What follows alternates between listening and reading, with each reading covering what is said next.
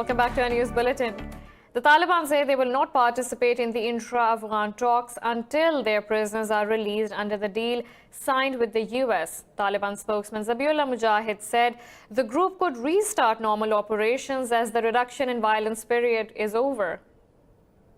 As per the US Taliban deal signed in Doha, the intra-Afghan talks must begin by 10th March. The deal calls for up to 5,000 jailed Taliban prisoners to be released in exchange for up to 1,000 Afghan government captives. But President Ashraf Ghani says the Afghan government made no commitment to free Taliban prisoners. However, the Taliban say the release of their prisoners is non-negotiable. There are also differences between President Ghani and Chief Executive Abdullah over the formation of the negotiation teams. Abdullah accused the presidential palace of monopolizing the peace process by sending a secret delegation to Doha.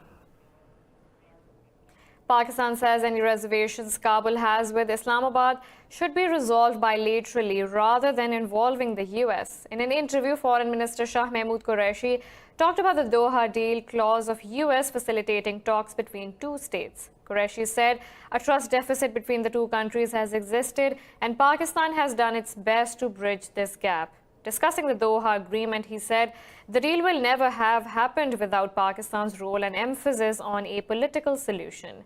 The foreign minister said Afghanistan should talk directly to Pakistan as the US is planning to withdraw, as the two will always remain neighbors.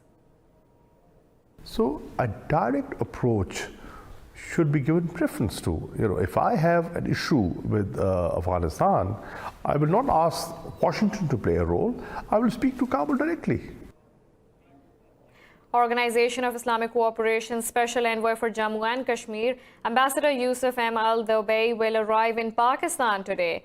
The visit comes amid a curfew and communications blackout in occupied Kashmir for 211 days. In a statement, the Foreign Ministry said Dubey will also visit Azad Jammu and Kashmir during his 5-day visit. It said the envoy and his 6-member delegation will be briefed on the deteriorating human rights situation in the occupied valley. The ministry said the delegation will also visit the line of control to get first-hand knowledge of the loss of lives and property caused by the indiscriminate firing of Indian forces. The OIC and its Independent Permanent Human Rights Commission have repeatedly condemned India's actions in the valley. In India, the death toll in riots during citizenship law protest in the capital, New Delhi, has risen to 46. Police said 3 more bodies were recovered from the city's violence-hit northeast. Officials claim the situation was under control, but police and paramilitary remain deployed in the affected parts. A trail of damage can be seen in the northeastern parts of the city after rioters torched vehicles, vandalized shops and burnt buildings. Many Muslims have left their homes in the affected areas and taken refuge in shelters set up by the government.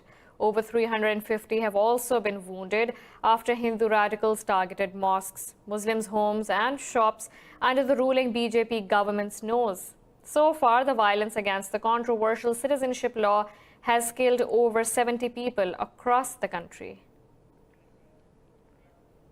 Over 350 academics from around the world have signed a strongly worded statement against the riots in the Indian capital, New Delhi. In a joint statement, the academics blamed fascist upper caste Hindutva forces for the deaths during the clashes. The academics called the violence as anti-Muslim pogrom, eerily similar to the RSS modus operandi in Gujarat riots. They said there is a difference between the violence of these fanatical mobs and attempts made to defend one's life, family and home. The authors also recall the violence follows a spate of attacks on university students in the city. They accused Delhi police of being complicit in the violence and acting in near-perfect coordination with right-wing mobs. Meanwhile, protests against the riots were held in 16 European cities, including Paris, Brussels, Berlin and Glasgow. In another effort to distort history, India's ruling Bharatiya Janata Party wants to rename 2 more cities to Hindu names. In 2018, BJP ruled Uttar Pradesh state changed the name of Allahabad city to Prayaraj and Mughras Junction to Upadhyaya. In Maharashtra, BJP has asked the state government to rename city of Aurangabad as Sambhajinagar, a Maratha king. BJP state president Chandrakant Patel said Hindus are descendants of Sambhaji Maharaj and not of Mughal Emperor Aurangzeb. Meanwhile, a BJP office bearer in Uttar Pradesh has sought to change the name of Ghazipur district to Gadhipuri. Moving on, Turkey's President Recep Tayyip Erdogan hopes a ceasefire deal on Syria will be reached at his meeting with his Russian counterpart. In a televised speech, Erdogan said he will go to Moscow on Thursday to discuss the situation with Vladimir Putin. Talks between Erdogan and Putin follow a surge in fighting between Turkish and Syrian forces in northwestern Syria. Tensions have escalated after Turkish drones killed 19 Syrian troops and downed 2 government jets in Idlib. However, Erdogan is hopeful that the tensions will de-escalate after the Moscow meeting. I will go to Moscow on Thursday to discuss the developments in Syria with Mr. Putin. I hope that he will take the necessary measures there, such as a ceasefire, and that we will find a solution to this affair. Turkish president has once again vowed to keep the doors open for refugees heading to Europe. After we opened the doors, there were multiple calls saying close the doors. I told them it's done, it's finished. The doors are now open. Now you will have to take your share of the burden. Meanwhile, the Kremlin says Moscow will cooperate with Ankara to find a peaceful solution to the Syrian conflict. For more on this, we are joined by Can Hasasu, a political analyst from Istanbul, Turkey. Thank you so much for joining us. Now, in northwestern Syria, Turkey has created a de facto no-fly zone after downing 2 Syrian jets and destroying anti-aircraft systems. Will Turkey be able to sustain these measures? Well, actually, so far, Turkey is retaliating to the latest Syrian regime attack on its forces inside the Idlib area. As you may remember, on 27th of the previous month, Syrian jets bombarded an area which was garrisoned by Turkish soldiers, and Turkey lost 34 of its soldiers. So in retaliation to that, they are conducting the biggest operation inside Idlib inside Syria against Syrian forces. And they are hitting their every possible target for the regime, including their air forces, which were the source of the damage or the attack that targeted the Turkish soldiers. So far, it's not internationally agreed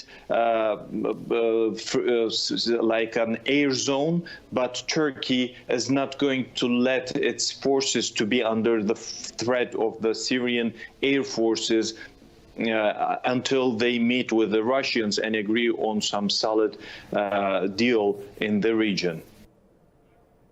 Turkey is conducting its biggest operation inside Idlib. Now, Mr. Hasasu, as the fighting escalates, President Erdogan is going to Moscow on Thursday to meet with President Putin. Can the two sides agree on a lasting ceasefire? Well, Turkey from the beginning is trying to open its communication channels with every counterpart, including the deal that they made with the Americans, and now the problem that they are facing in Syria and the problems that they are facing in their relationship with the Russians, not only in Syria but Libya as well. Turkey is trying to continue to communicate with their Russian counterparts. And this meeting between Erdogan and Putin will be just one of these meetings, and in the highest level. And Turkey is really trying to reach a deal before it goes in another clash in the region with the Syrian forces, or maybe a possibility of having a clash with the Russian forces as well. But Turkey really wants to solve its problems first with diplomatic ways, but it shows that it is ready to use its armed forces as well if needed. Turkey is trying to reach a deal before another clash. That was Istanbul-based political analyst Can Hasasu. Thank you for your time. Now, more in this bulletin. In a related development, the EU has called an extraordinary meeting of its Foreign Affairs Council next week to discuss the continuing developments in Idlib. In a statement, the EU's top diplomat Josep Borrell said renewed fighting in Idlib is a serious threat to international peace and security. Borrell said the fighting is causing untold human suffering beside its grave impact on the region. He said the Foreign Affairs Council meeting was called at the request of the Greek foreign minister. Borrell said the EU must redouble efforts to address the terrible human crisis. The top diplomat said the Syrian regime must urgently re-engage in a political process under the auspices of the UN. Tensions in Idlib escalated sharply last week when 34 Turkish soldiers were killed in an airstrike. Meanwhile, Ankara says over 80,000 migrants have crossed into Europe from Turkey's northwestern borders so far. The Turkish presidency's communication director Ferahattin Altun says the number may increase due to unprecedented displacement in Syria. The presidency says Syria's migration challenge isn't only Turkey's problem, but that of the entire region as well as Europe and the rest of the world. After Turkey announced it will no longer stop migrants from going to Europe, thousands of refugees gathered near the Pazarkil border gate. Meanwhile, Greece has blocked any new asylum applications for the next month following Ankara's decision. Greek officials said they have stopped nearly 10,000 migrants crossing the land border with Turkey. The National Security Council, which met today, has decided on the following. Firstly, the guarding of the country's eastern land and sea borders by the armed and security forces has been upgraded to the highest level in order to prevent illegal entry into the country. Secondly, the temporary suspension of all asylum applications from today and for 1 month for all those who entered the country illegally. We have a lot more coming up right after this short break, so stay tuned.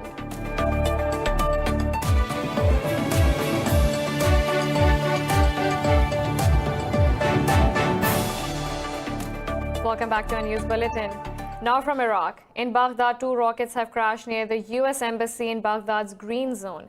Security officials say no casualties were caused by the attack. This is the 20th such attack against U.S. assets since October. In December, a rocket had hit a military base in northern Iraq, killing a U.S. civilian contractor. None of the attacks have been claimed, but the U.S. has blamed Iran-backed groups within Hashad al-Shaabi frequently in the past. Meanwhile, Iraqi Prime Minister designate Mohammad Alawi has withdrawn his candidacy for the post and accused political parties of obstructing him. This is the second time Parliament has refused to approve Alawi's cabinet. The rejection comes against a background of political infighting, deepening domestic crisis, and an unprecedented power vacuum. Since October, mass protests are underway in Iraq against the country's political system, which is deemed corrupt. Alawi said he took his decision because some political factions were not serious about reform or fulfilling their pledges to the people. I tried by all possible means to save Iraq from drifting to the unknown and to solve the current crisis. But during negotiations, I faced many matters. I faced many things that are irrelevant to the issue of the homeland and its interest. I swear to God, I didn't surrender and I didn't put my own interest above the country's ones. Regrettably, some parties were negotiating only for getting their interest without paying heed to the national issue and without any consideration to the blood of martyrs. Israelis are voting in the country's third general election in less than a year as Prime Minister Benjamin Netanyahu fights for his political survival.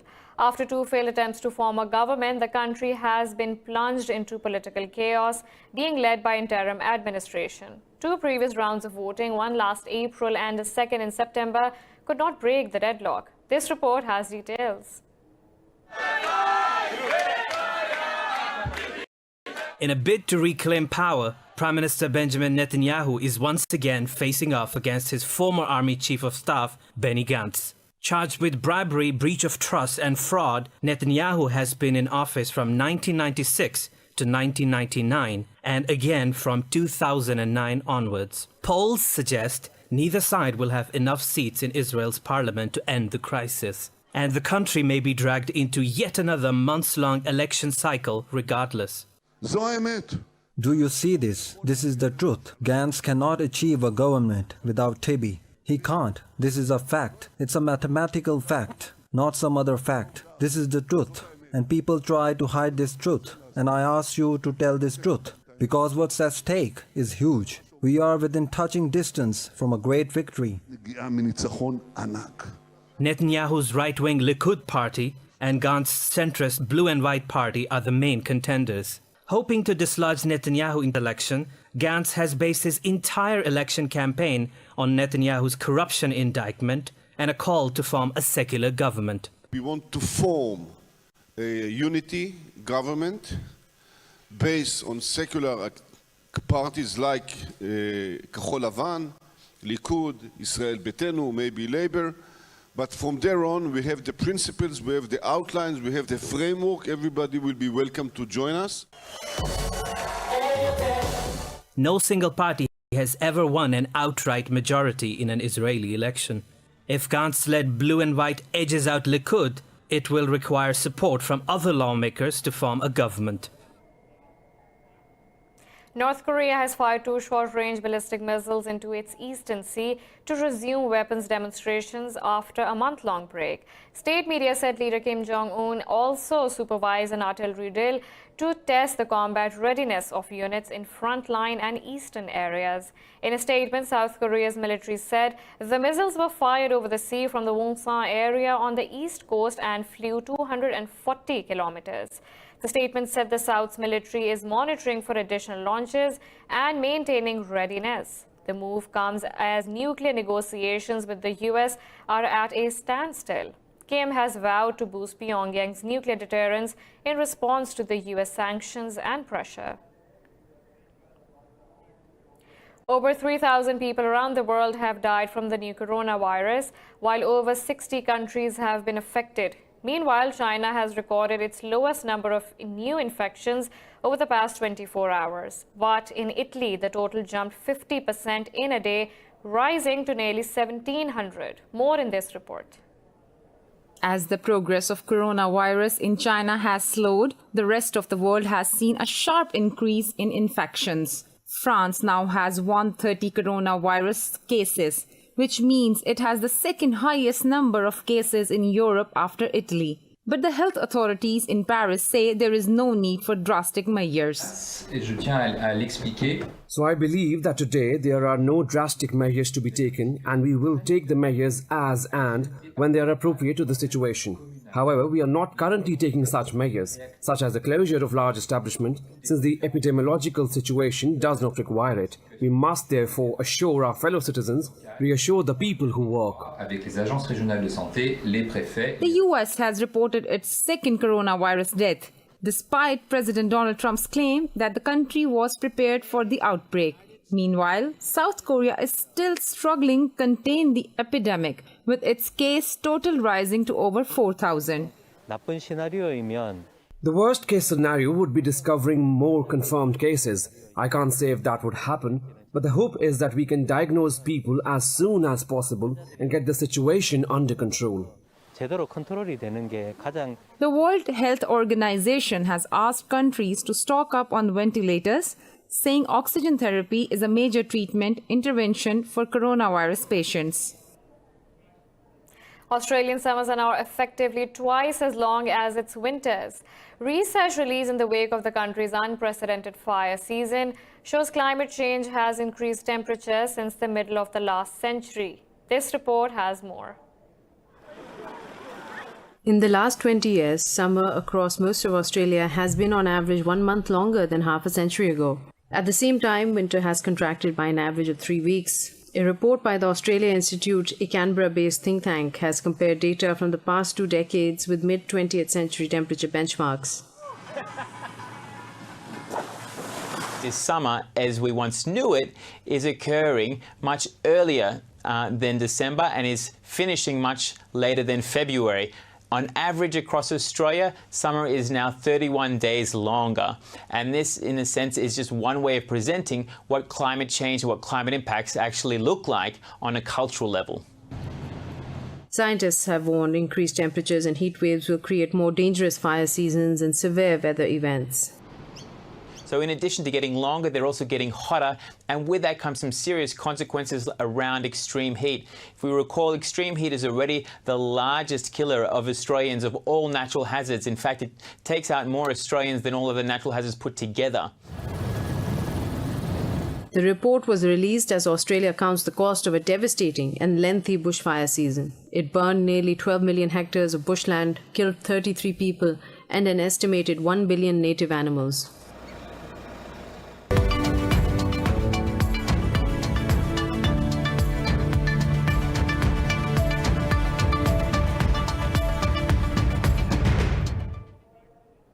China's manufacturing activity has contracted in February, recording the lowest reading since the survey began in 2004. Business media group Asian Market says China's Purchasing Managers Index sank to 40 points, defying economists' forecast of a moderate drop.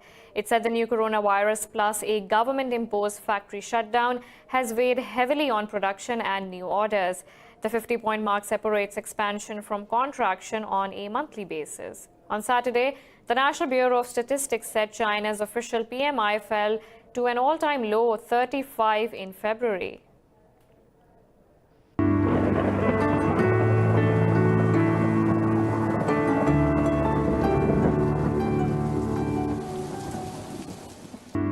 Now let's look at the weather from around the globe.